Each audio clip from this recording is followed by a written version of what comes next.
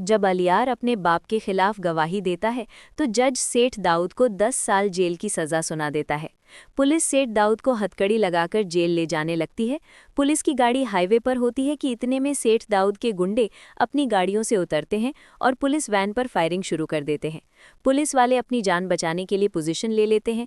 इसी बीच गुंडे वैन का दरवाज़ा खोलते हैं और सेठ दाऊद को अपने साथ लेकर फरार हो जाते हैं। सेठ दाऊद तुरंत लंदन जाने का फैसला करता है और अपने गुंडों से कहता है, एयरपोर्ट की तरफ चलो। इधर जैसे ही सनवल को पता चलता है कि सेठ दाऊद फरार हो चुका है, वो सीधा डीएसपी शहरयार के ऑफिस जाता है और कहता है, शहरयार साहब, सेठ दाऊद भाग गया है। अगर वो आज हाथ से निकल गया तो फिर कभी हाथ नहीं आएगा। डीएसपी शहरयार तुरंत एसएचओ बाबर को बुलाते हैं और उसका गिरेबान पकड़कर कहते हैं, बाबर, अगर तूने अभी पता नहीं लगाया कि दाऊद कहाँ है तो मैं तुझे सीधे सस्पेंड कर दूंगा। एसएचओ बाबर डर जाता है और तुरंत निसार को फ़ोन करता है, सेठ दाऊद कहाँ है?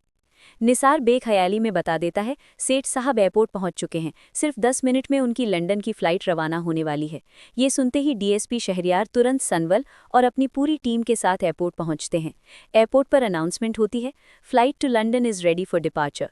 सेठ दाऊद तेज़ी से जहाज़ की तरफ भागता है। जैसे ही सेठ दाऊद जहाज़ की सीढ़ियों पर चढ़ने वाला होता है, सनवल पीछे से उसका गिरेबान पकड़ लेता है।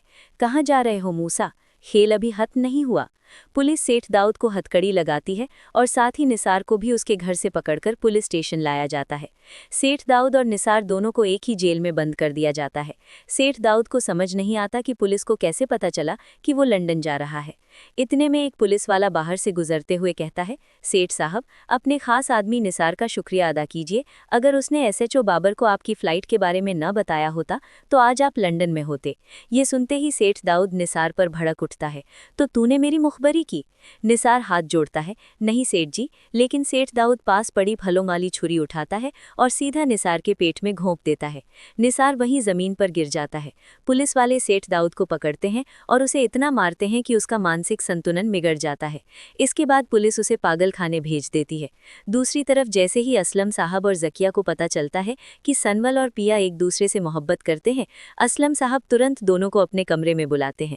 असलम साहब सनवल के कंधे पर हाथ रखकर कहते हैं, सनवल बेटा, मैंने फैसला किया है कि कल ही मैं तुम दोनों की शादी अपने हाथों से करवाऊंगा।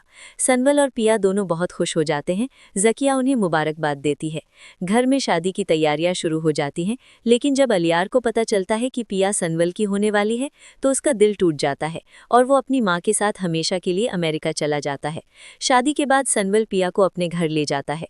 सनवल मुंह दिखाई में पिया को सोने का लॉकेट पहनाता है। पिया मुस्कुराकर लॉकेट चूमती है और दोनों सारी रात प्यार भरी बातें करते हैं।